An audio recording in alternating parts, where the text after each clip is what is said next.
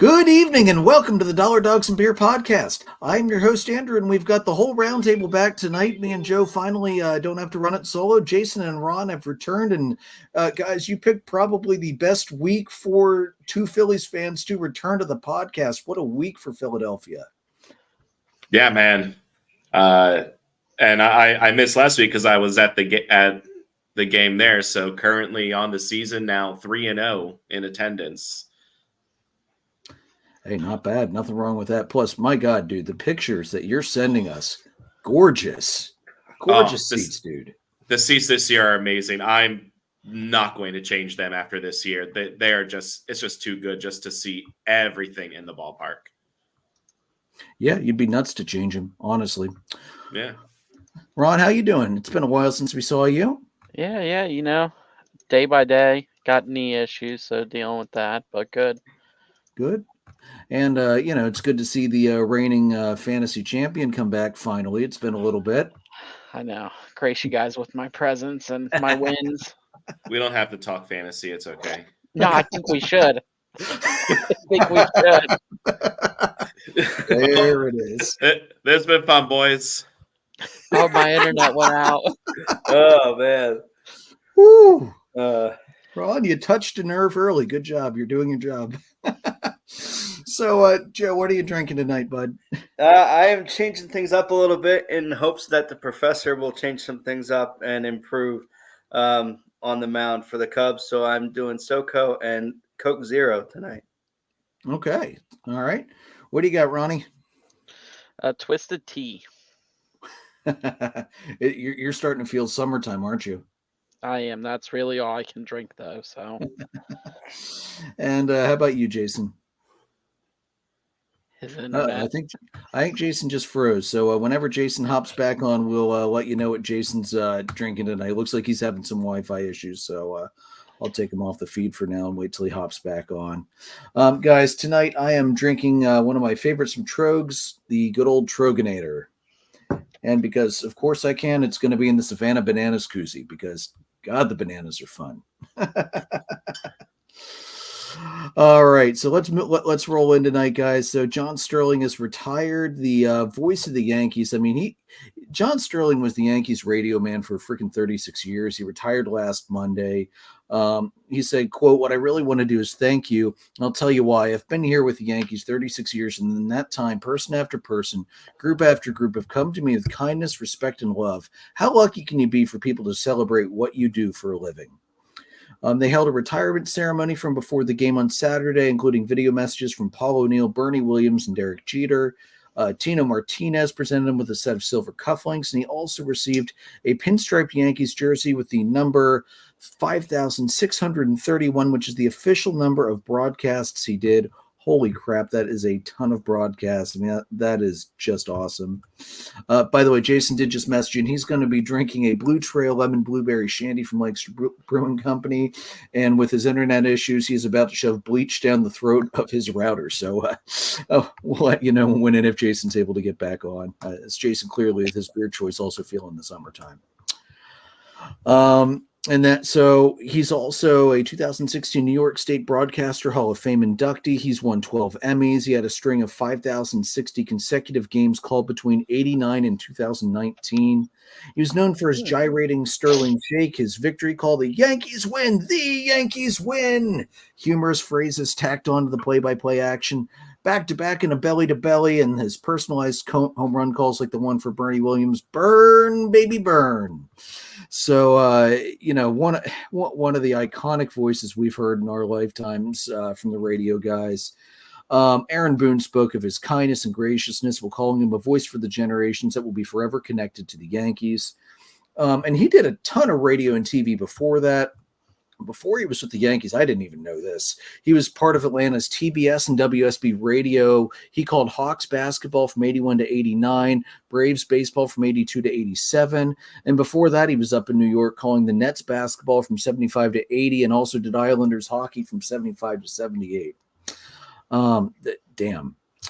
So his final words to the fans, quote, "You've been so fabulous to me. I'm a very, very fortunate individual. You know, when he was about mid-career, Bing Crosby wrote a book and he called it Call Me Lucky. That's me." Damn. Guys, another legend retired. Hell of a career, though. I mean, this is the man who got to watch the Yankees rise from literally the basement of the American League into that 90s, 2000s powerhouse led by Jeter and Mariano and Bernie and O'Neill. Like, he got to see all these guys come up as untested rookies, get thrown into the fire, and just come out sparkling. I mean, that 99 Yankees team is still one of the best teams we've ever seen. 96 still pisses me off, but we won't talk about that. But 99, I was not at all shocked to see Atlanta whooped in that World Series. That 99 Yankees team could have probably taken on many, many all-time teams and come out on top. That was a great team. Yeah, and a great career for Sterling. The only call that I knew really well was the Yankees win part. That's the only one that I was really recognized. But to be able to have a career like this and a life like this is just, it's amazing. Yeah, lucky man. All right, so let's move it on, Joe. Who needs to read the room? I have a feeling a certain team in New York might need to read the room. Yeah, I mean, a lot of the stuff you mentioned with the retirement ceremony was really nice. I thought there were two things that kind of bugged me about this whole retirement. Is number one, it was being kind of reported that it was happening, like there was going to be a press conference at the end of the week, and then all of a sudden it was immediate. Like, it really was funky how the rollout happened with the announcement of the news. It sounded like there was going to be, retiring at the end of the week. There would be a Saturday press conference or something, and then all of a sudden he was immediately retiring, which was really strange. But they did a good job with the ceremony, except for one thing that really kind of struck me as weird. The current Yankee team, the players, they gifted him with an 83-inch television, and you're like, first off, like, this looks like you forgot to get him something and ran to Best Buy quick and got, what's the biggest TV I could possibly get, and that's what you did. Like, that's what this looks like. It just seems stupid to me, and I'm like, of all the things you could have given him, you could have given him a golden microphone. You could have given him like an autographed uniform from every player on the team. You could have done something really meaningful, and instead you gave a guy a TV who probably doesn't need a TV. $500 bottle of scotch always goes well. Yeah, I mean, you would have thought there would have been something really neat, especially with the cufflinks, the jersey, all that stuff that they did. It just seemed to me like it was a bizarre gift to give, and the way that whole rollout happened, those things just really irritated me about the Yankees this week. The Yankees need to read the room. There are two other instances, but if you guys have any comments on the TV scenario, that's the only one thing I do know. He was hoping to go a little deeper into the season before retiring, and his health is just not letting him do it anymore, and that's why I think he called it quits after Monday. I think I read that's why it was so sudden. But even still, they had enough days that they could have gotten something a little nicer than just a TV. Right. The other two things, there was some fan interference in the Rockies game. It could have ended up costing them the game. There was a walk-off homer, and fan interference waved it off. They did end up winning on it. Like, the next batter had a walk-off homer, but which is bizarre. It doesn't always happen that way. But fans along the wall, don't be stupid. Especially if you're a Rockies fan and that costs your team the game. You're not gonna get many wins this year. Why cost yourself a win because you want to be an idiot fan and get the ball? Make sure it gets out first. That part just I don't understand that, and the fan interference thing. I'm not gonna tell everybody how to fan, but it just seems to me like if you're gonna be there, don't do something that could cost your team the win. I feel like if there's anybody that can speak to this with absolute authority, it's a Cubs fan. Trust me. Yeah. I mean, most people have obviously forgotten about Bartman now that that's all dead and gone. But way to bring it up. But still, a fan in the stands on Saturday night made a hell of a stab, and he was on TV. He's like 9-10 years old. caught it on the fly, a foul right in the same area too, which was funny. But anyway, that just if you're gonna be there and you're gonna be along the wall, please don't do something stupid to screw your team over or screw a player over that you're a big fan of. And the other thing too was there was a really long replay review the other night. It took like 4 minutes and it shouldn't have. Like, it's the kind of stuff that's going to make people argue against doing replay, against doing challenge systems, is when you can't get something like this right, where a quick replay or a quick check with the official score should have this decided within 30 seconds to a minute, and it takes 4 minutes. Is this the 4-minute walk that happened in the Yeah. Phillies Red Sox game? Yeah.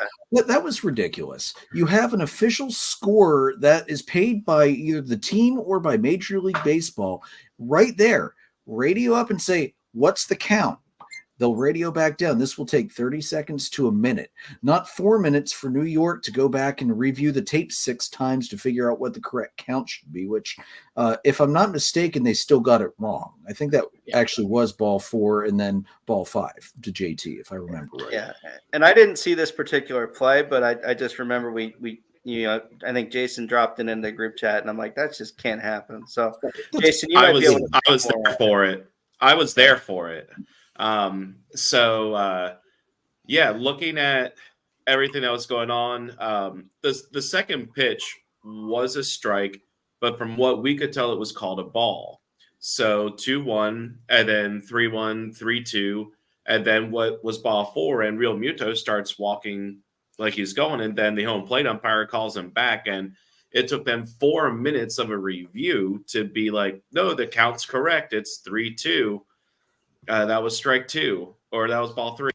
And then literally the next pitch was ball 4. Like, he walked again anyway. It's like, see, the ball never lies.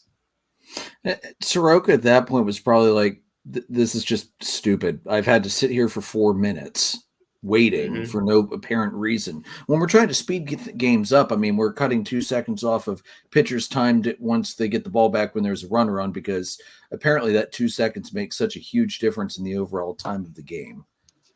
Yeah. Idiotic. Welcome back, Jason, by the way. Thanks. I have my toothpick ready if I need to shove it in the reset button section. Sure, that's where he wants to shove it. I got one other read the room that came by earlier today when Aaron Boone got ejected for something that a fan said. We're just going to show this video because this is just wild to me. Hold on a sec. Here we go, guys. First of all, way outside. The first base umpire you saw making that call. You're not yelling at me. I did what I'm supposed to do and check. I'm looking for him to get hit by the pitch. You got anything else to say? You're gone. Okay? Well, you know what? We're not going to need a John Boy breakdown of that one. We got a very clear. There you go. And now Aaron's saying I didn't say anything. He's just standing there minding his own business. His mouth would shut the whole freaking time.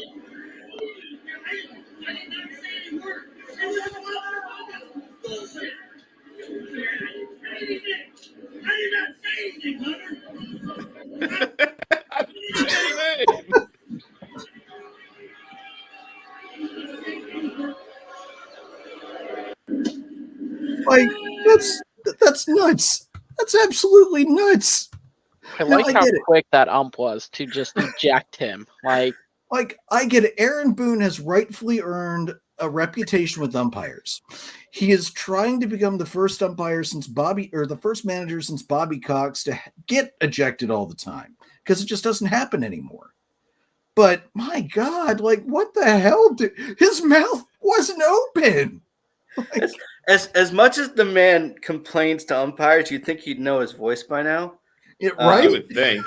Like, first off that. Second off, welcome to the ump show, because he made it completely about himself, which was just really dumb.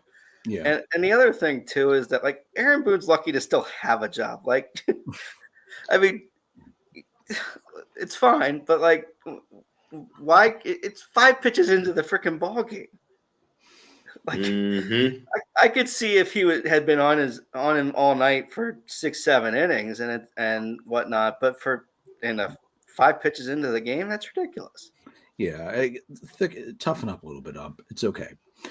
Although I have to question now how many opposing teams are going to try to use that to put somebody near the Yankees dugout near where Boone is that kind of sounds like him just to heckle the ump all game. I mean, I'd Why call that not? gamesmanship personally. Why not? All right, so let's move it on. That was great, though. So, guys, after a somewhat slow start to the season offensively, the homers are starting to fly. The big scores are starting to come in.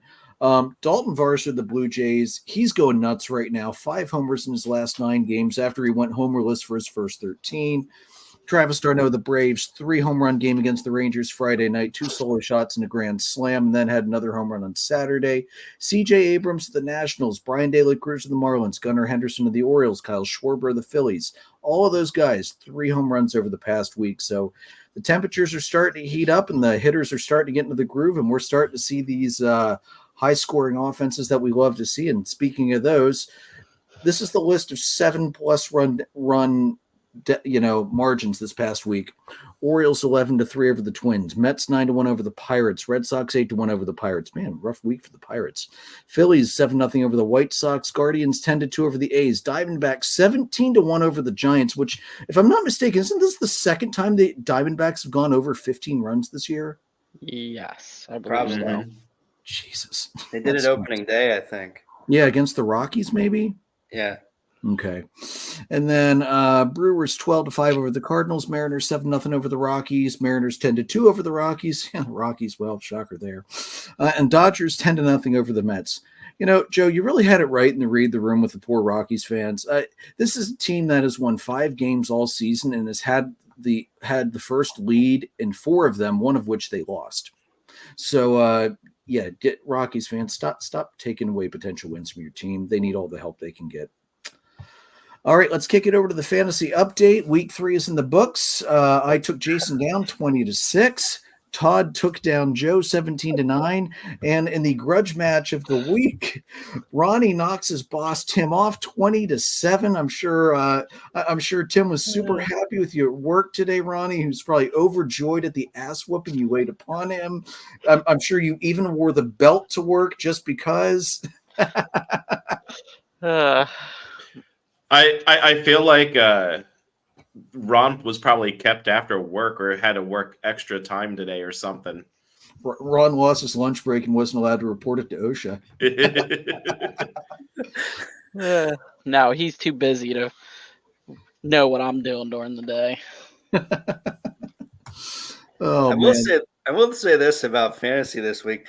I was leading until I woke up like Sunday morning. I know. I was shocked. It went from like 15-7 to like 17-9. I'm like, what the hell just happened? Yeah, me and Jason were tight all week, and then I didn't have most of my pitchers didn't start pitching until the end of the week. Plus, I made a very good pickup grabbing Justin Verlander off the free agency Friday and getting his first start of the season against the Nationals, which went rather, I think, like 4 strikeouts, 1 or 2 runs and 5 or 6 innings.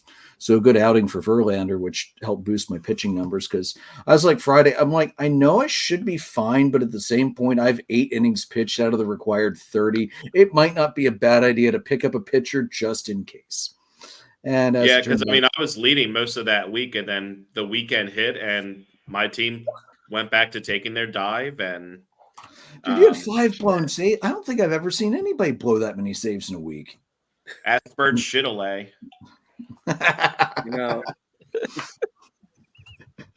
Jason's not salty, Joe. He promised. Hey, my team did well. I did well all week. Yeah, Ron, you've done really well this year. I have to say, after last year's draft, where me and Jason went, who the hell are you drafting like 5 times? Much better draft this year, and you've made very, very good moves in free agency so far. Grabbing Ozuna was a great move. He's on fire right now. I have to say, this is the first time I'm above 500. Oh, shit. Yeah, you never even hit 500 last year, I did you? know. No, he didn't. He was like 100 some games under. Yeah, It's like 123 back. yeah. That's right, because we had it over under on that. That's right. I think we all won that bet, if I remember right, too. Okay. All right, so looking at the overall standings, I'm leading the way at 60, 18, and 6. Ronnie, you jumped up 2 spots. You're in second place, 19 games back. Todd is 18 and a half back in third place. He jumped up 2 spots. Joe, you dropped a spot. And Tim dropped down 3. And Jason, you're still sitting in the basement where you've been most of the year. So congratulations. Yeah. Just want to say, Jason's going wire to wire again. Dude, he already lost wire to, he didn't have wire to wire this year. I'm running Dude, wire to wire. The first week. I said last place. But he wasn't even last But place. I wasn't after in the last week. place after the first week. Well, No. now you are. But that's not wire to wire. No, it's not. That's not wire to wire. Your point makes no fucking sense. Jesus. Anyway, All right, so injuries over the past week. Daniel Duarte of the Twins, the 15-day IL. He'll be on the 60 at some point. He's done for the year with elbow surgery. Go ahead and send him back to free agency hell. Anthony Rendon, shocker. 15-day IL with a hamstring on the team. He has never played more than 58 games in his season. in Anthony Rendon's defense, he was on a 13-game on-base streak. That's actually not bad. So he Max, actually cared. Let's put it this way: he's doing much better than what the heck's his name? The Astros. I mean, you could just say the Astros, Which period, one? because the Astros suck this year. First I mean, baseman. His name escapes me now. Used to play for the White Sox. Yeah, I can't. not him. Abreu? No. Yeah, that's it. Yeah, okay. Yeah. Well, the whole of the Astros have sucked this year, and Yeah. I'm not too sorry about that, nor should anybody be. Scherzer starting his rehab assignment, so he's likely going to be pulling a Bryce Harper of last year and being back way sooner than expected. Kyle Hurt of the Dodgers, 15-day IL with right shoulder inflammation. The Astros lost Christian Javier, 15-day IL, neck discomfort and spasms. Francisco Alvarez of the Mets, this one hurts because he's been having a good year, and catcher is not deep this year. Torn ligament in his left thumb, required surgery. He's going to be out at least 6 to 8 weeks recovering from that. DL Hall of Milwaukee, a left-handed pitcher, 15-day IL, left knee sprain, suffered while fielding a bunt. I'm sure he was overjoyed by that one. I don't know. Greg Maddux did a great job in his career not straining his knee fielding bunt, so get over it, dude. Brooks Rally, 15-day IL, elbow inflammation. Casas of Boston. Does Boston have anybody left of what was their projected starting infield at this point? Story's gone. No. Vaughn Grissom's been out all year. Casas is out. Good God. Red Sox can't stay healthy. Devers. That's the only one. That's wild. Ozzie Albies 10-day IL might be back by Friday, and Pete Fairbanks, the closer at Tampa Bay, just today, 15-day IL, unspecified nerve-related issue. So injuries not, at least this week was not as bad as the last couple have been with really, really bad ones. So I guess we're making progress. All right, Philly boys, you guys really needed a perfect week facing the Rockies and the White Sox. Me and Joe talked about this last week and said, given the slow start, if the Phillies don't go at least 4-2, it's a disappointing week considering the opponents they're facing. And you guys did exactly what you should have done and curb stomped the Rockies and the White Sox to pieces. Guys, take it away and enjoy your week. That was a hell of a good one. Yeah, I mean, I don't even think I would say that they needed to sweep. They needed to go at least 4-2 or 5-1. The sweep is just a bonus, especially because of how hot the Braves and the Mets were this week as well. The Phils went 6-0 this week and only picked up a game. One game on the Braves and took a game lead again against the Mets. So they're like a game and a half up on them.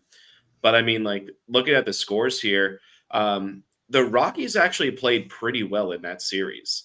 The game that Karen and I were at Monday night, it was a 2-1 extra inning win for the Phils on a Christian Pache base hit with 2 outs. So that was great. And then game 2 was a 5-0 shutout, and game 3 was 7-6. So the Rockies played well. The Phils just they got their bats going at the right time. They got the starting pitching they need. So yeah, Ron, I'll let you take the White Sox part there. Oh, I'd have to say I enjoyed the White Sox series better than I did the Rockies series just because they absolutely annihilated the White Sox. I don't have the scores pulled up, but I got you.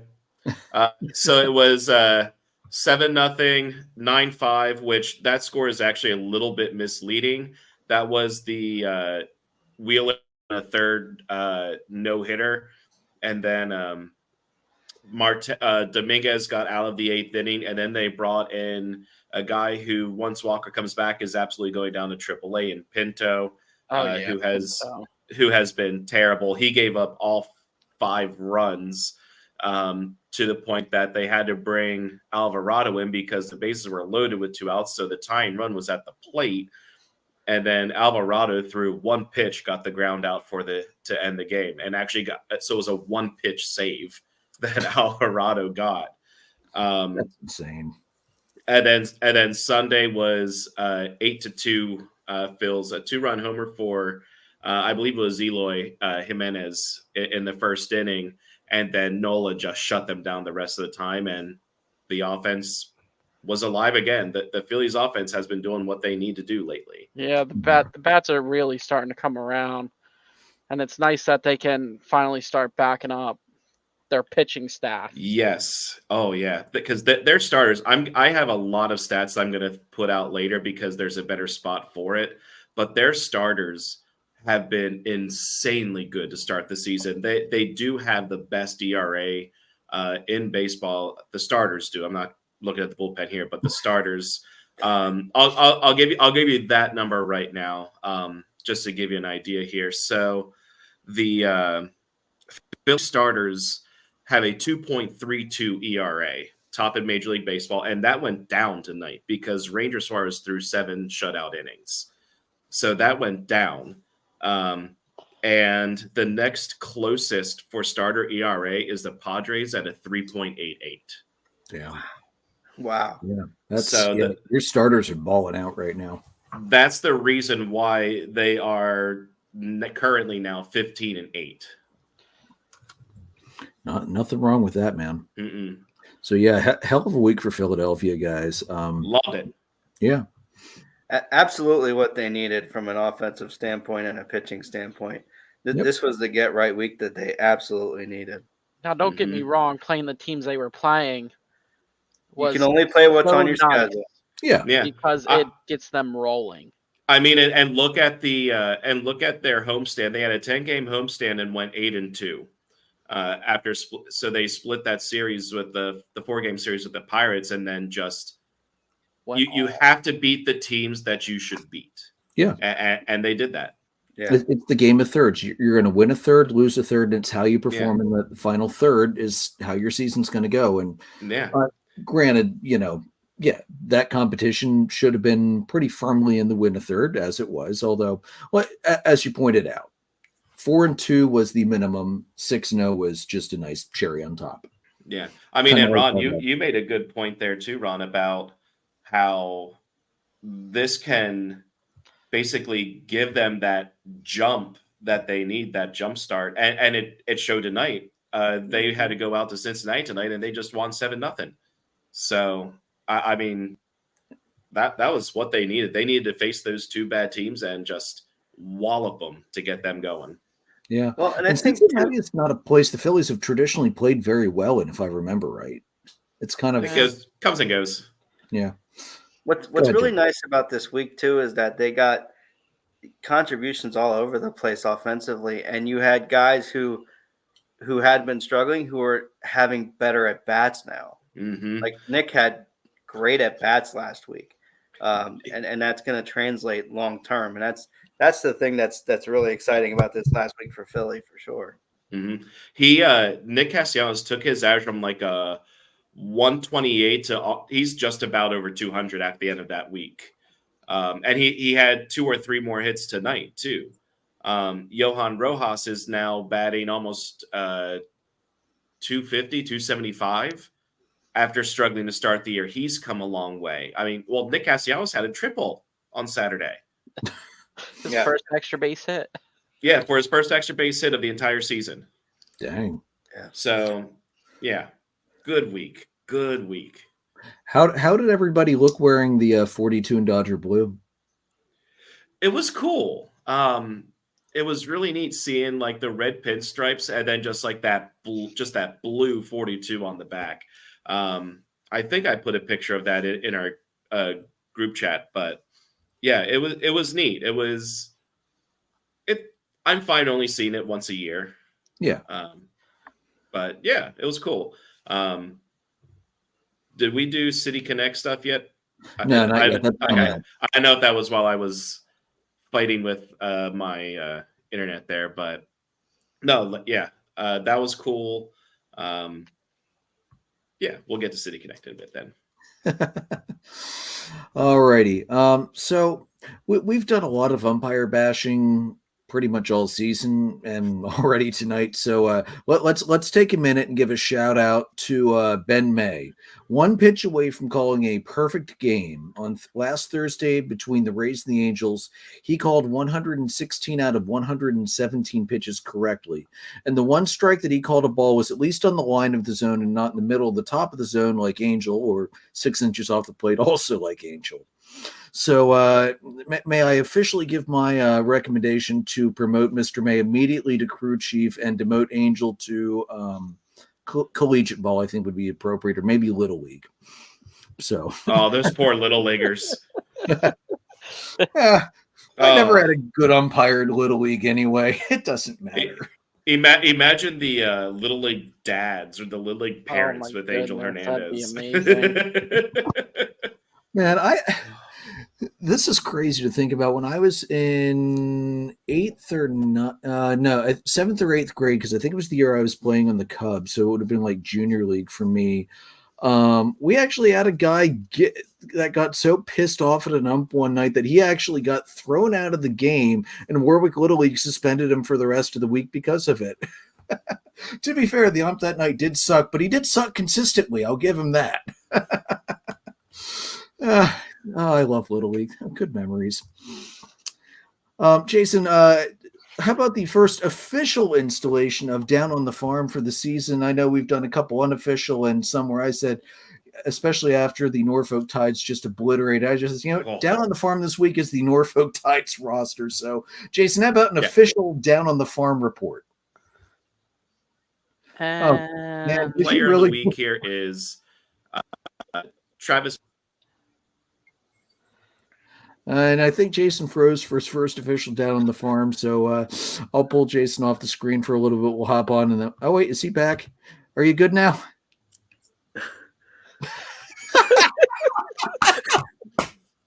That could not have been timed any more perfectly. I know. Like, so Down on the Farm, the hitter of the week was Travis Blankenhorn of the Rochester Red Wings, who is the AAA team for the Nats. And he is also a Pottsville, Pennsylvania guy. So shout out to Pottsville, PA. But Blankenhorn this week went 10 for 21, which was a 476 average, 2 doubles, a triple, 5 home runs, and 8 RBI. And then the pitcher of the week here, I'm probably going to butcher this. I'm going to Andrew this up. Sam Roberse or Sam Roberse, Robberse of the Memphis Redbirds, the AAA team for the Cardinals. He went 1-0 this week. Only started one game, but he went 8 innings, gave up no earned runs, 2 walks, and had 9 strikeouts. So that's not common to see in the minors, a pitcher going more than 6 or 7. So, yeah, great start there from Sem, and maybe at some point he'll be able to make a contribution there to St. Louis, or as Joe would like to say, Suck Louis. Exactly. And speaking of Joe, let's move on to the Cubs. They took 2 out of 3 from the Diamondbacks. They won game 1, 3-2 and 11, lost game 2, 12, 11, and 10, and then won game 3, 5-3, and then somehow split with the reeling Marlins. They won games 1 and 3, 8-3, 5-3, lost games 2 and 4, 3-2, and 6-3. So, Joe, what's the overwhelming conflagration of emotions you're feeling right now? Well, it's certainly to quote the great Will Ferrell, I'm in a glass case of emotion sometimes with this club. But look, I think the big thing with that Diamondback series, that was the end of a 10-game road trip, and to get 2 out of 3 in Arizona, and all of them close games, as you mentioned. The Wednesday one, Hayden Wesneski was brought in, flown from Iowa to Chicago and then to Phoenix, all within like 12 hours, and went out and absolutely shoved when they absolutely needed him to. 4 innings and probably could have finished, but yeah, they had a lefty coming up, and Smiley came in to finish it the last couple outs. But absolutely shoved when they absolutely needed him to, which is why I'm repping Hayden tonight on the shirt. Absolutely the performance they needed. The biggest issue with the Cubs right now, obviously, is starting pitching and bullpen. The starting pitchers aren't going long enough, and therefore the bullpen is worn out. And then obviously all the issues with Hendricks and all of that. But that's the big concern. The whole closer situation that blew up that Jason alluded to earlier. With Alzolay kind of being removed from that spot, at least for the moment. Aber can do a lot of things, and he did a great job last year. Not much has changed from a number standpoint for whatever reason. It's execution, bottom line, from a pitching standpoint. In some cases, most of the stuff is good for Adbert. It's just not good enough. If they're 13-9, if you had told me they'd be 13-9 after what they've played so far and being without the people they have been without, I would have told you were nuts. So I can't complain about where they are from a record standpoint. Obviously, other than the 4 blown saves, which obviously would have them in a little bit better spot. Nico has finally figured it out offensively. They put him back in the top leading off, and he's been on fire the last week. It started with swinging at a pitch that was 6 inches above the zone for a walk-off. That absolutely, he needed that for sure. Tyone looked really good in his first start on Friday, or Thursday rather. I'm sorry, and he looked excellent. They only went so long with him, obviously, because of being his first start of the year. But Imanaga's been fantastic, and Steele threw live BP on Sunday and looked good. So, that's progressing along. The Hendricks thing, look, the stuff is there. He's throwing just as fast as he did 8 years ago. Nothing has changed. It's execution and the mental side of it and placement. And I trust him to figure it out. But the only reason he's getting this long a leash is because of Steele being out and Tyone being out and all of that.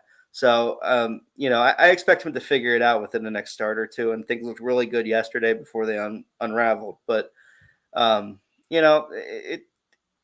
okay with where they are. Obviously, I'd like to see some things go the other way, but, they're in a good position given what they've had to go through.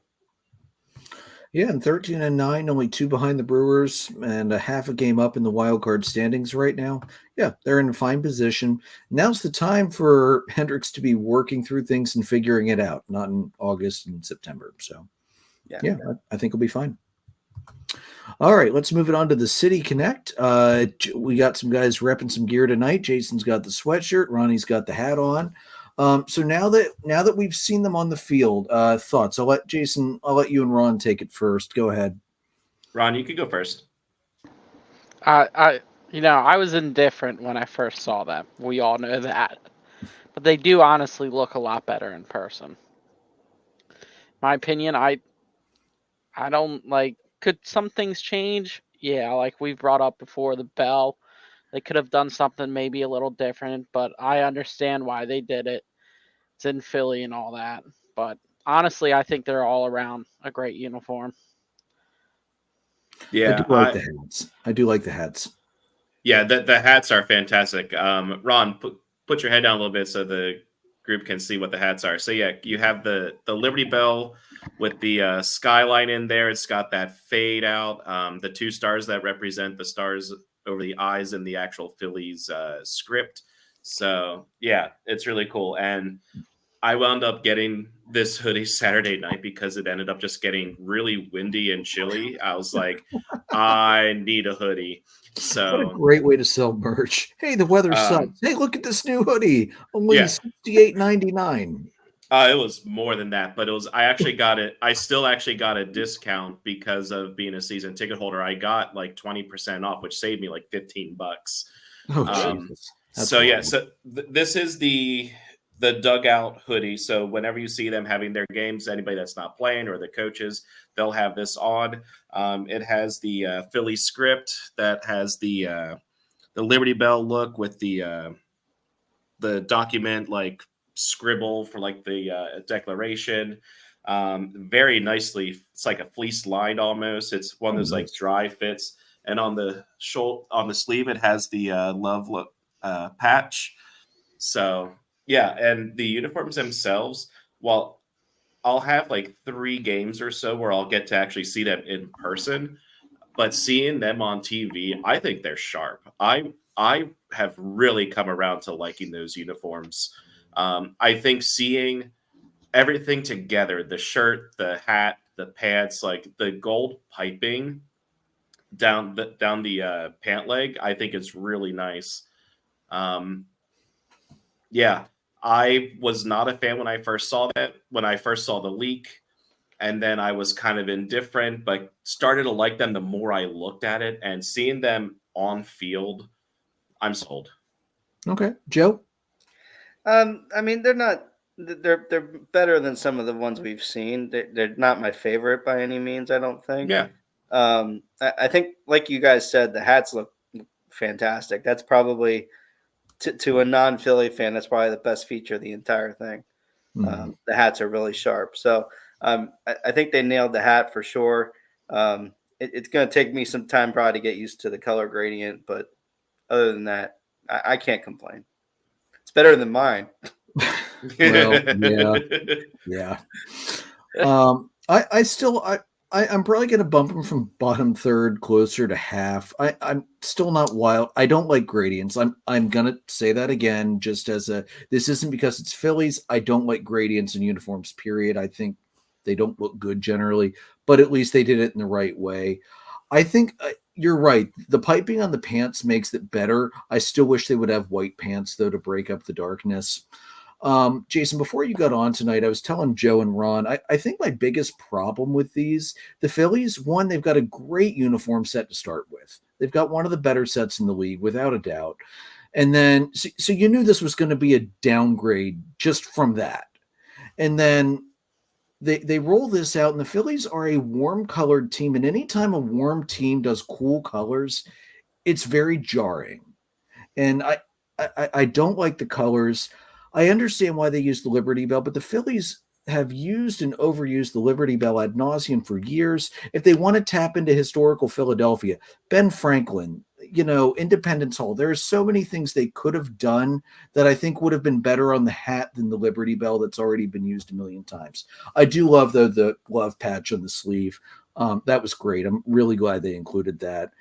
And with the script and with the declaration stuff inside Philly, it's a great touch. You never see it. You don't really see it on TV that well, I didn't think, when I was checking in. So better than I thought. Definitely better on the field than in the release. It's probably still going to be middle of the pack for me. Yeah, and I can see it being middle of the pack. I think my counter to that, I definitely understand your points, and I do agree with them to an extent. A lot of the subtle designs, like within the script and whatnot, you don't see that across any of the jerseys. It's one of those, you see them in person type of thing.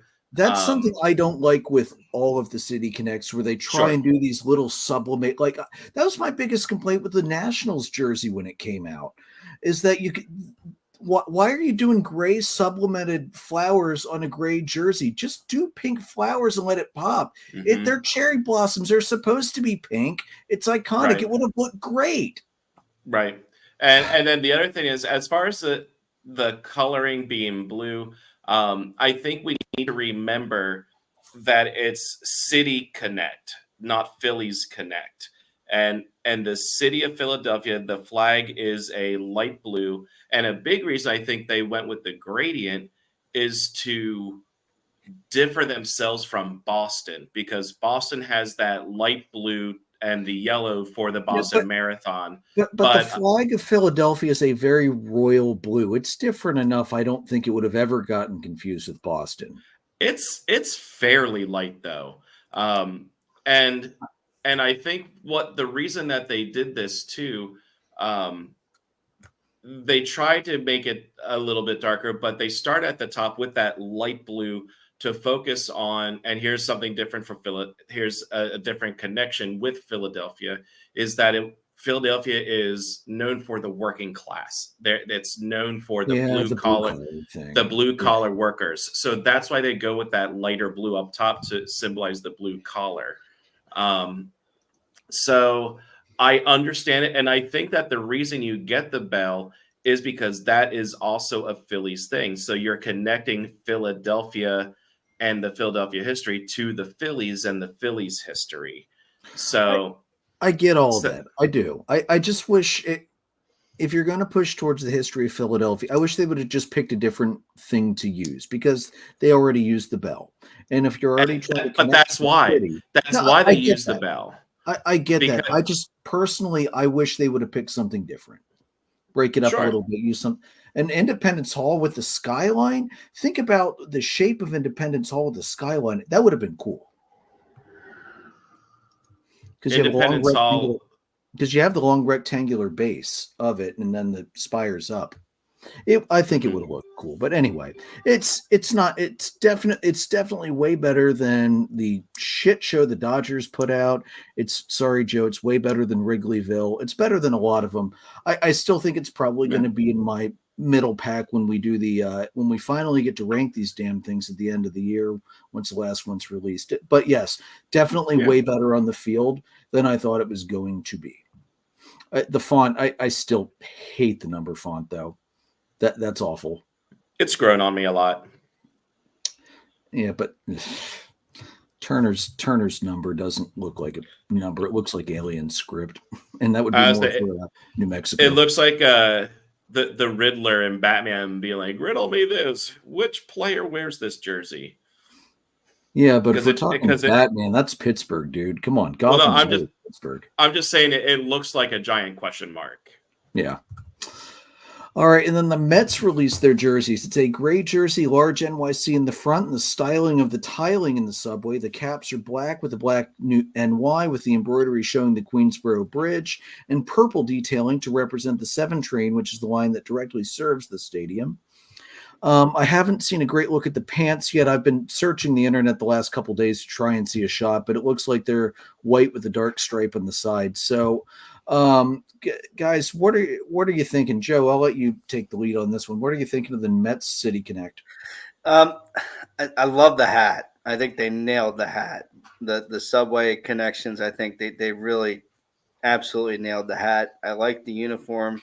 The pants, I think they get that right. I think that should be fine. It's hard to tell. It looks like it's gray, but it also could be white. I'm not sure. Yeah, they haven't shown. I don't think they've shown a full standing image yet, so you can see if they have anything on the side or anything yet, which is silly. Yeah. I don't know why they wouldn't. Yeah, I think they did a great job with this set of uniforms. It looks pretty good. Really ties into the whole city thing, which I know we talked about with Philly a little bit.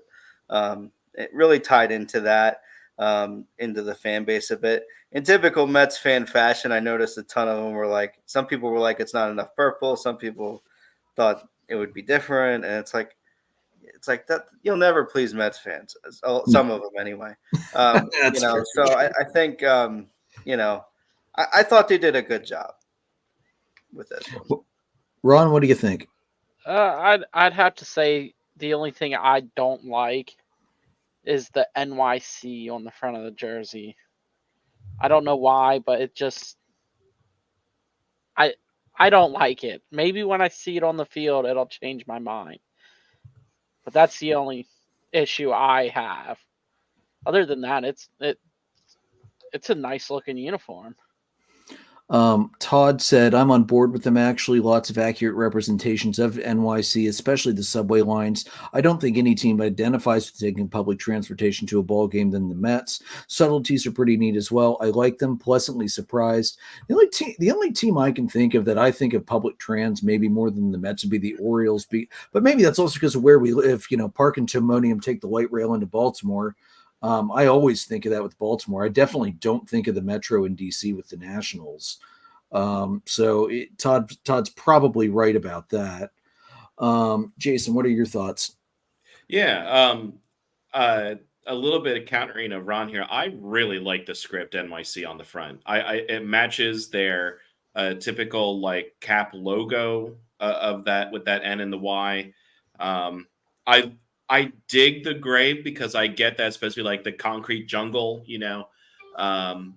so I think that's solid. The hats I really like. I do kind of wish that the neon and that the colors that are underneath were on the outside a little bit more, but I understand why they're doing that, especially now that you have the rest of the uniform or at least the jersey, because you want that hat to be similar to the jersey. And what else was there? Yeah, the lines, the representation, like on the jersey itself, is good. Yeah, I think they are very, very solid. I would probably put them middle or upper third as far as jerseys. Yeah, that's where I'm at too, actually. I love the font. I love the font based off the tiling. I think it looks great, especially the name on the back. I think that looks really good. I wish they would have used a little more of the purple, splash a little bit more color in there. I wasn't sure how purple and gray was going to look because it's a very odd combination, but it works in this case. I think it works pretty well. One thing, I'm actually going to take Ron's side on this one. When I think of New York, New York and baseball, I'm always going to think Yankees before Mets. I wish they would have put Queens across the front. Really, really tie into the borough more than the city, because let's face it, you pull the city of New York, you're probably going to get more Yankees fans than Mets fans. But you pull Queens, and it's going to be 99% Mets fans. I know it's City Connect, but in the case of New York, because it's so big and with the boroughs, I think it would have been neat to do Queens instead of NYC across the front. But really, it's a solid set. I can't wait to see what they're doing with the pants, because anytime you do pinstripes, go the whole way down, because it just looks better. I really hope their gray pants with the pinstripes continue. I hope they don't do white with just something down the side, because cutting off the pinstripes, that should be considered a crime against humanity. My only thing, as far your comment about it should say Queens, not New York City, I would actually argue that most people associate the Yankees with the Bronx. Yeah, That's because fair. because like Bombers. because of the Bronx Bombers. Like I think when you think of the Yankees, you don't just think of New York, you think of the Bronx specifically. So Okay. I think that's why I am on board with the NYC for the Mets. Because I think of them as being more city based than I do the Yankees, because it's always about the neighborhood and the Bronx when they talk about the Yankees. Okay, that's a fair point too. All right, and then one other City Connect update that slipped through last week. The Diamondbacks, they changed their batting helmet caps from the regular Arizona A to the Serpientes S. It's kind of odd, though, because their City Connect uniform cap is a black version of the A. So I don't really know what the Diamondbacks were doing with that. But let's be real, nobody ever knows what the hell the Diamondbacks are doing half the time anyway. yeah. It's just weird. Yeah, I don't know.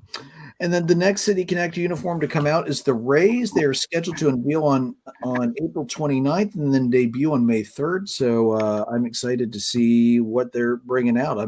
This should be pretty good, guys. The Rays have a good history of uniforms, so they should be able to find something fun to play with Tampa Bay, especially now that they're building a new stadium and they can definitely say, oh, we really need to connect with the Tampa Bay area, unlike Oakland, who thankfully opted out because they are kind of homeless the next couple of years.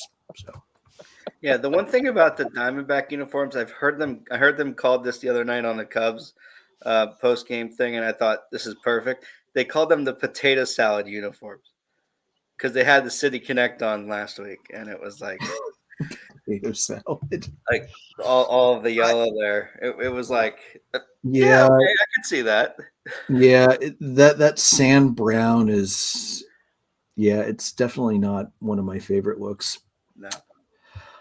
Especially the Southwest has so many vibrant colors, and you just go sand brown. I know. All right, so how about the Orioles, guys? They had a great bounce back week. They swept the Twins and then took 2 out of 3 from the Royals on the road. And the Royals have been playing really good baseball lately, so that was not an easy series. The pitching's been much stronger. They held the Twins to 4 runs or less, and they shut out Kansas City once. Just noting, because he's on my fantasy team, Corbin Burns has not yet lost an appearance. The Orioles offense, they are still ticking like a well-oiled machine. On Sunday, Royals started Seth Lugo. He hadn't allowed a home run since last September, a 41 and a third inning run. And then Colton Cowser and Jordan Westberg went back-to-back off him. And let's face it, Colton Cowser kind of owed the team a home run into the fountains after he threw a ball into the fountains. So that's on him. And guys, this is only the first time the Royals were shut out this season. They were shut out 15 times last year. So great improvement by the Royals. All the jokes we were making about Will Smith not continuing his streak of consecutive teams and World Series appearances, well, I still don't think the Royals are going to make it. They're definitely making it look a little more interesting at this point in the year. So we'll have to see how that continues. Yeah, the one thing about the Orioles is to have that success with some of these bullpen numbers, which were pretty awful last week. The bullpen went 18 2/3, 22 hits, 15 runs, 9 walks, 21 strikeouts was okay, but like their ERA as a bullpen was 7.23, and the WHIP was 1.661. To go 5-1 when your bullpen is performing like that, good on the O's for that offense to show up, because it had been a little streaky there for a week or so. Yeah, I won't be surprised to see Baltimore looking for bullpen arms at the trade deadline this year. We knew they probably would, considering their closers out all year recovering from Tommy John. So, so I kind of expect that. And let's be real, it wouldn't shock me if they make a move sooner rather than later, especially if this performance continues. All right, let's look at our first big milestone watch of the year. Jackson Holliday, first career hit, run, and walk-off run. Andrew McCutchen got home run number 300. Kyle Schwarber had home run number 250. Bryce Harper, RBI number 900. Shohei Ohtani passed Hideki Matsui and is now the all-time leader for home runs hit by Japanese-born players at 176. Craig Kimbrell got save number 422 to tie Billy Wagner at 7th all-time. John Franco is next at 424, so that will probably happen in the next week or two, depending on how badly the bullpen keeps trying to let other teams back in the games, as Joe alluded to. Some upcoming milestones to look at. Corbin Burns, he is at 899 strikeouts, pushing towards 1,000. He is going to hit that this year as long as he doesn't get hurt. Pete Alonso is at 198 home runs. We will probably see home run number 200 in the next, I'd say, 1 to 3 weeks. Aaron Judge is at 260, so by the end of the year, we might be talking about home run number 300.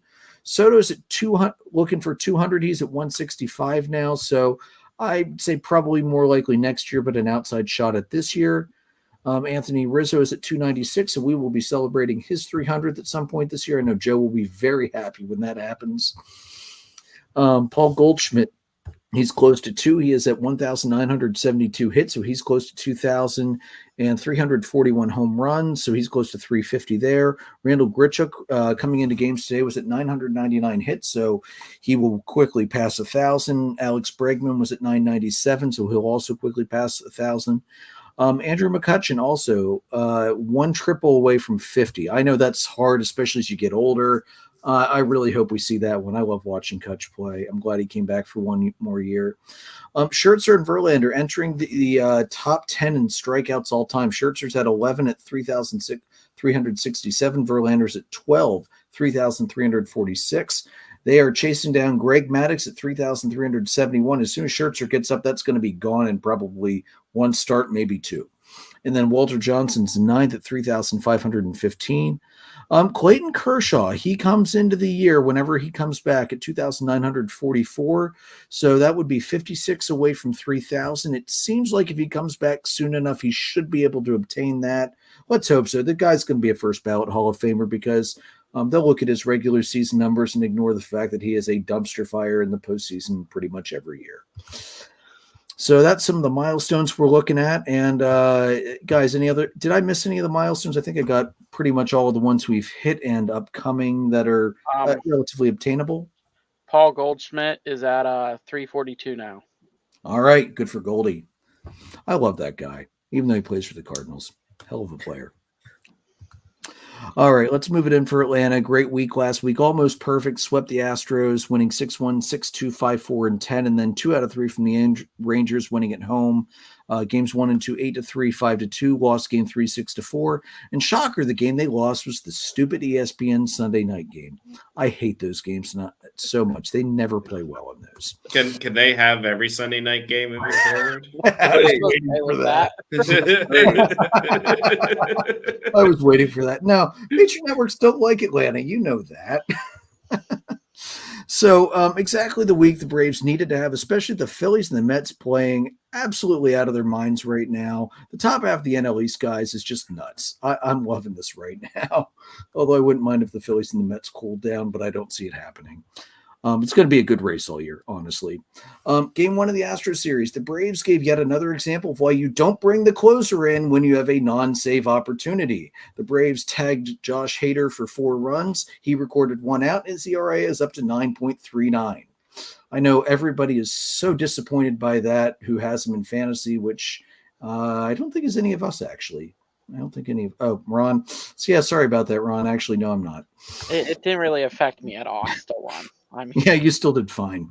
Reynaldo Lopez continues to impress. He's only given up 1 run in 18 innings. Ozuna's still hot. He leads the league with 9 home runs after the conclusion of Sunday. He leads RBIs at 27 and had a 17-game hitting streak snapped on Saturday. Acuna entered the home run column, also stole tonight he stole his 190th base, which puts him at the Atlanta lead for the Braves franchise history. That puts him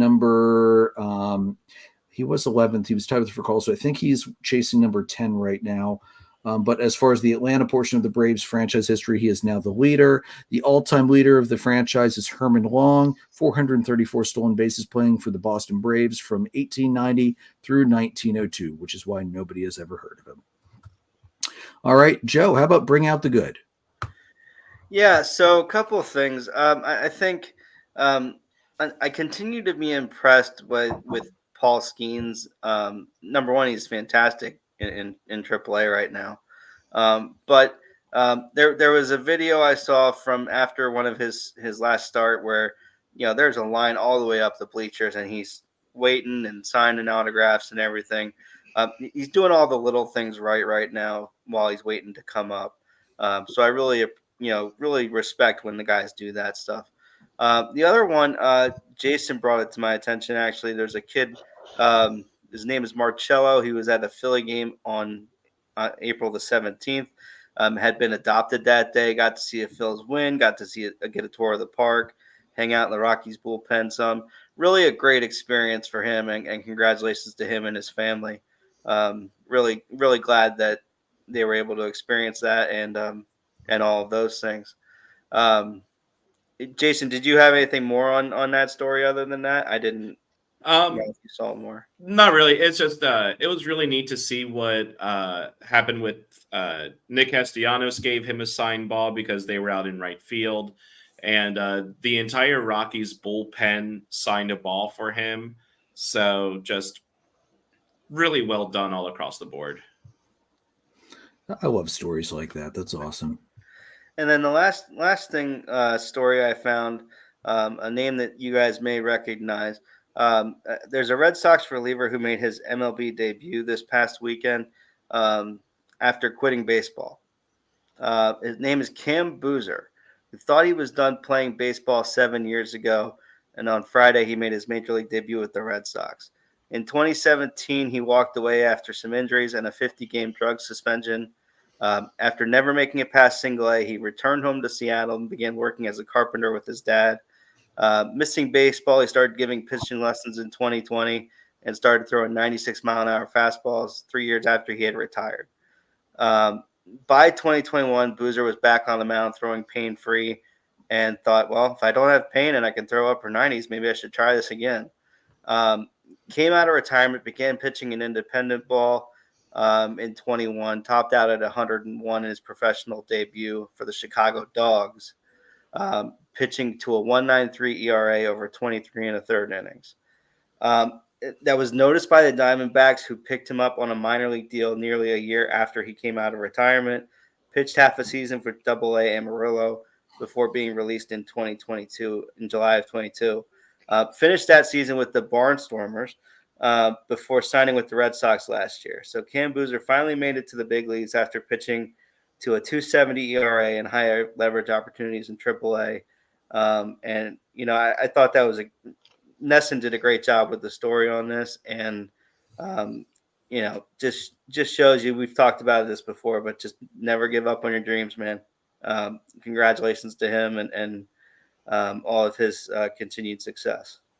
Yeah, that's awesome. I thought I recognized his name. I thought he played for the Stormers, so that's pretty cool. We'll get to see his portrait will go up on the wall of guys who made it to the league, so that'll be pretty cool to see when we go to a Barnstormers game this summer, and I will try not to hate the turf the entire time while I'm there. And the portable, removable pitcher mound. Such bullshit.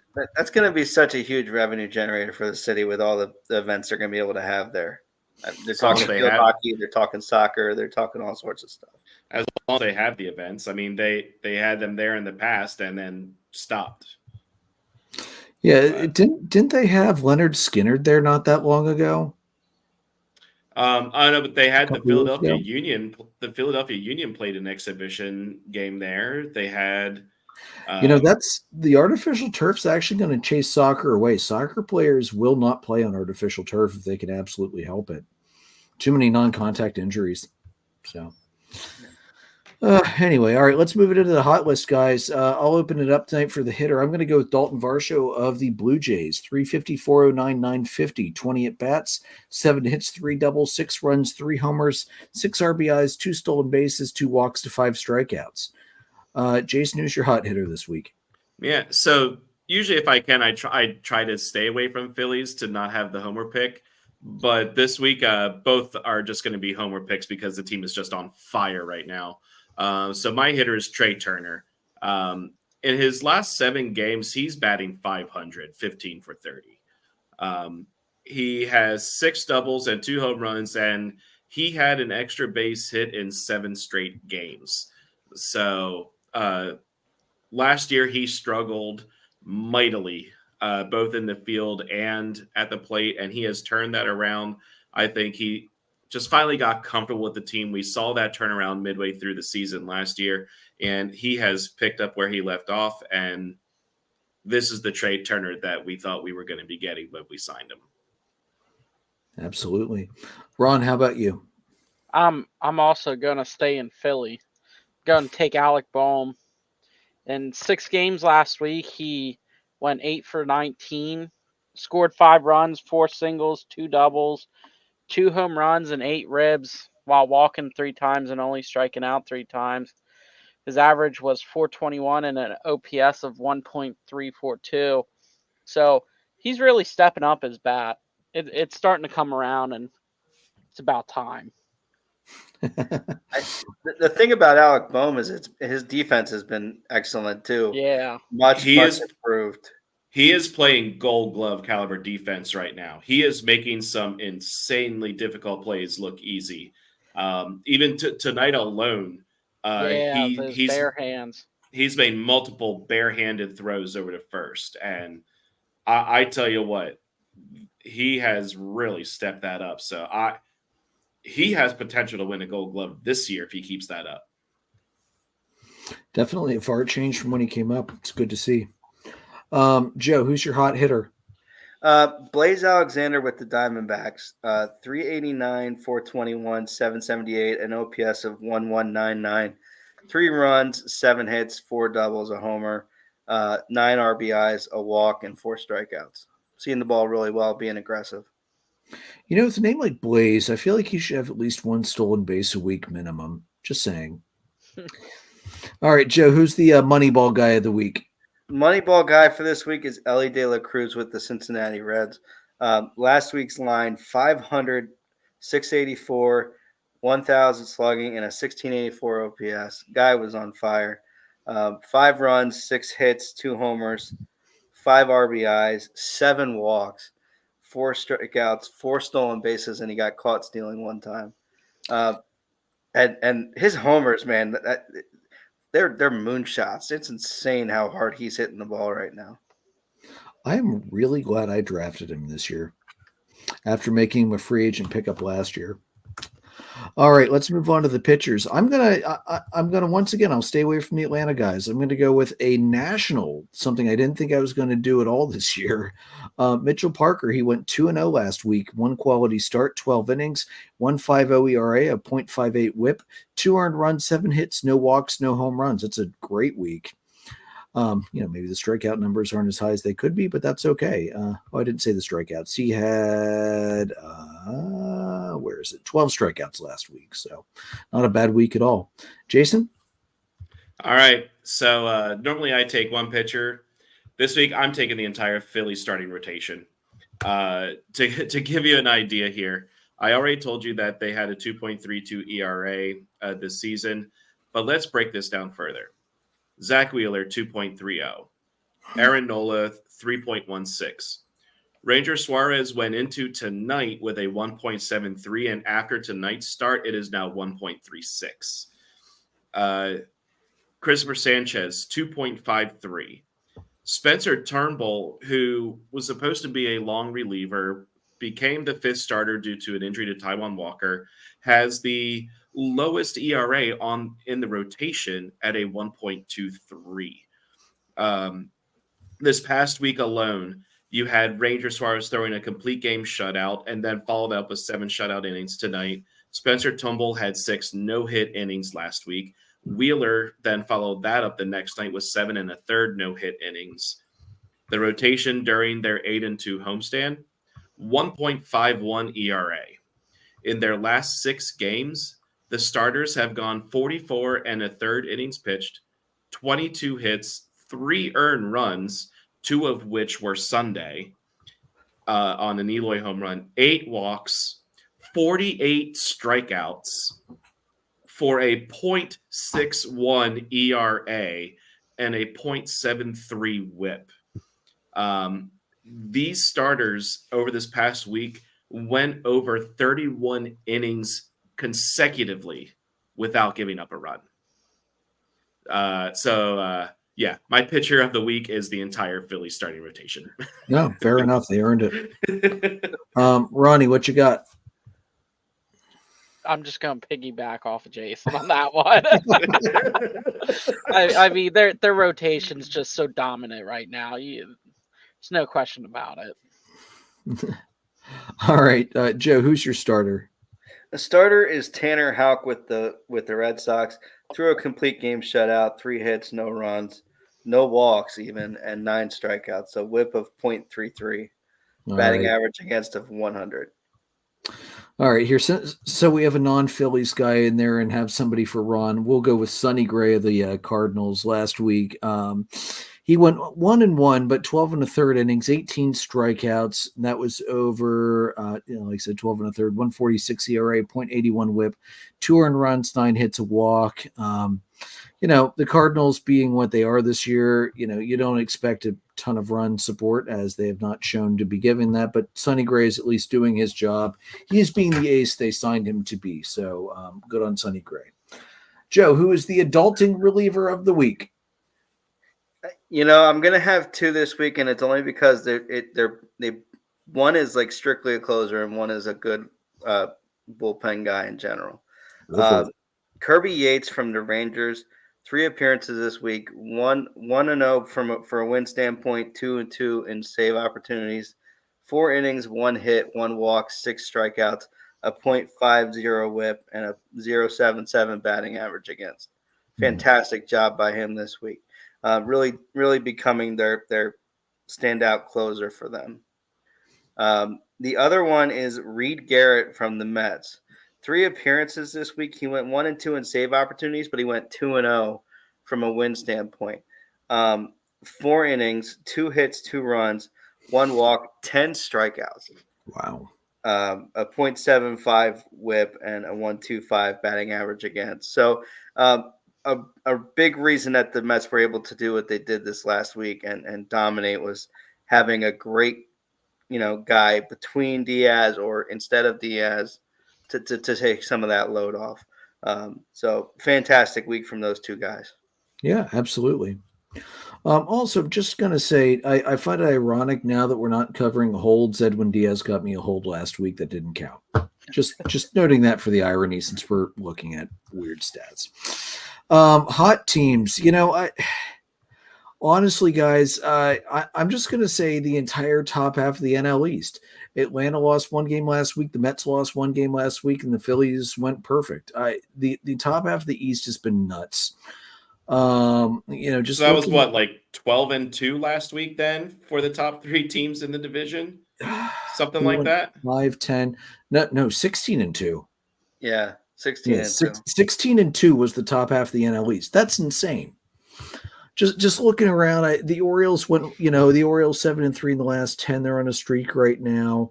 I love the fact that the NL West is just embroiled in turmoil right now, and the Dodgers are leading at 13-11, but are 3-7. Yeah, I'm enjoying that. The Guardians are 7-3 over the last 10. They're on a 4-game winning streak, so they're heating up as well. But it really right now, the rest of the league needs to be scared of the top of the NL East, because right now those 3 teams, the Phillies, the Mets, and the Braves, are playing out of their freaking minds. And good luck to any team playing against them as we shut the Marlins out 3-0 tonight. I know you said the Phillies won 7-0 over the Reds earlier. I didn't see the Mets score yet, but I'm just going to go out on a limb and say just stay away from the top half of the East right now. They are hot as hell, and I hope that continues for a while. Not going to lie. Joe, do you have anybody else to add? Because I know Jason and Ron's hot teams are going to be the Phillies as well. The Brewers, I think they've won 4 in a row. So they're trending in the right direction, as much as it pains me to say that. William Contreras has been on fire offensively for them. Yeah, I'm watching it, and I'm like, I love Sean Murphy, but damn, he's really coming into his own. Yeah. It's good One to of see the only players on my fantasy team that's actually doing what he should. Andrew, to answer your thought about the Mets, they're in San Francisco, so they only started. Okay, so too soon to say. All right, fair enough. All right, looking at the week ahead, Atlanta 3 versus the Mets, Elder versus Weathers, and Elder did win his first start up tonight. Lopez versus Rogers, Fried versus TBD, because the Marlins cannot stay healthy in their rotation. Hold on. 3. Yeah, it's I know. The Marlins, not the Mets. I said Marlins. No, you said Mets. Did I say Mets? Oh, damn it. Sorry. I meant Marlins. I meant Marlins. Elder, Weathers, Lopez, Rogers, Fried, TBD, because the Marlins can't stay healthy. And then 3 versus the Guardians. Sale versus Allen, Morton versus Bibby, and probably Elder versus Lively. I don't see Elder going back down. I don't know if he has many options left. Who's pitching in that one game? Sale. Saleh. And then it's Kelnick. I'm working on it. Cubbies this week, 6-game set, 3 versus the Astros, Wicks versus TBD, Tyone versus France, Assad versus Verlander, 3 at the Red Sox, Simonanga versus Crawford, Hendricks versus TBD, Wicks versus Houck. Phillies playing all week. 4 at the Reds. Suarez versus Green. Sanchez versus Abbott. Turnbull versus Lodolo. Wheeler versus Ashcraft. 3 at the Padres. Nola versus Musgrove. That's one I actually might stay up late to watch. Suarez versus Cease, who's been surprisingly good as well, and Sanchez versus King. For the Orioles this week, 3 at the Angels. Suarez versus Detmers. Rodriguez versus Canning. Kremer versus Anderson. And then 3 back at home versus the A's. Burns versus Stripling. Irvin versus Sears. And TBD for the Orioles versus Blackburn. So, guys, this is going to be a fun week coming up. Yeah, I think I just there's a lot to like here. I think the Braves, it's what do they get out of Elder in the second start? Obviously, you mentioned the first one already. Morton and Fried are the big question marks, I feel like, in your rotation, if I can say that. Yes. From that standpoint. I think with the O's, it just kind of feels like, can Holiday get going? Can the offense continue doing what they're doing? I do find it interesting that people are dogging on Jackson Holiday when Judge went 1 for 20. It's barely been up. Give the kid some time, for fuck's sake. Just to give you an idea, I was talking about that with some of the other guys I work with who are big Orioles fans and sports fans in general. And the thought process right now is he probably could use the AAA option in order to just kind of get himself right again, because he is batting like 063. But the thing here is, as long as the Orioles are still winning, he's not necessarily a liability on the offense there right now. So it's good to give him those at-bats to let him try and work his way out of it, because they did that with Adley and I believe Kalser, or actually Kalser, I think they sent back down, and Grayson Rodriguez they sent back down, and they got themselves right, and now they're on tears. But as long as the Orioles are winning, keep him up. But if he starts becoming a liability and they start losing, that's when you have to send him down to let him get it figured out. And start letting him hit against lefties. They've pulled him in every start against a lefty since he's come up. Just give him the at-bats. If you don't give him the opportunity to hit, he's not going to get better. Joe, to answer your question tonight, Elder 6 2/3, 8 hits, no walks, 4 Ks, no runs. Not bad. Yeah. I think the other thing too with the O's is that it's just similar to the Cubs when it comes to Holiday, is that with the Cubs, it's with Christopher Morel. As long as your defense is there, as long as you're providing some net benefit, that's going to help you tremendously. Yeah. I mean, that's the reason that Morel continues to be in the lineup after not really hitting well for the last week, is because defensively, Christopher Morel, the question has been answered. The guy can play third base. And it's nice that a manager finally believes in him enough to let him play third every day, or just about every day. Yeah, definitely. So I think the O's will figure it out. I think this is a big week for the Phillies. I think they can continue doing what they've been doing, and they're going to go out west, which is always difficult, I think. The 4 worst words in sports: West Coast road trip. Yeah. Amen to that. And I think right now I still have a big issue with MLB and their scheduling. The Phillies go from Cincinnati to San Diego without a travel day. Ooh, there is not a day off for them to get out to San Diego. That is absolute garbage. And they had the 10-game homestand, and then they have another 10-game road trip. Like they're not getting the days off that they could use. I mean, the other side of that is, they're hot, so keep on playing. But I take issue with the fact that you're making a team go entirely across the country without a travel day. Yeah, you finish the White Sox, go right to the Reds and play, go from the Reds to the Padres to the Angels, and then you finally get a day off before coming home with the Giants. And then, that week's screwy too. The Giants series bleeds into Monday, and then it's 2 with the Blue Jays, a day off, and then 2 the Marlins and Mets, and then the Mets come down to Philly for 2. What is up with this schedule? The other thing from a That's scheduling dumb. standpoint that makes no sense to me is correct me if I'm wrong, but I thought I heard them say that the Royals and the White Sox are done playing already. Seriously. That's I heard that somewhere, and I'm like, there's no way. Really? They're hold on done? a second. That might be true. They did play a lot already, and if that's the that should you should never be done with a division team in April. This is ridiculous. I This wouldn't mind scheduling is getting rid of the terrible. Braves in April, but that's just me. True. But it's like what was that 2 years ago when the Phillies and Mets played 95% of their games in the first half and then had one series in the second half. You should never see that. Let me see here. White Sox. No more in the first half. Let me check the second half of the Royals schedule here. No, they have a 3-game home set with the White Sox coming out of the break. No, 3-gamer in July in Chicago. No, but there's only 2 series left, and it's still wild that's the other thing I don't like about this. Everybody plays everybody. You're taking away from division games. I'd rather not see every team every year and play more division games because those are the games that should matter.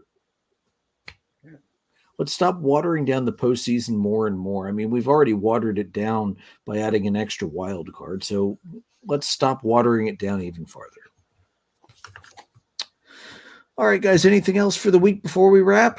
Joe, you're good. Jason's good. Ron's good. All right. Well, that's a first. All right. Guys, audio recordings are on Anchor, Spotify, Google Podcast, Apple Podcast, and anywhere you can find podcasts. We're live on YouTube, Facebook Live, and Twitter. Merchandise is at redbubble.com. Follow us on our Facebook page, facebook.com/dollardogsandbeer. Twitter handle is at DDAB_podcast. All 4 of us are still on Twitter. I'm at PyroLord314. Jason's at JRicker300. Joe is at JoltonJoe35. Ron is at DipnerRon.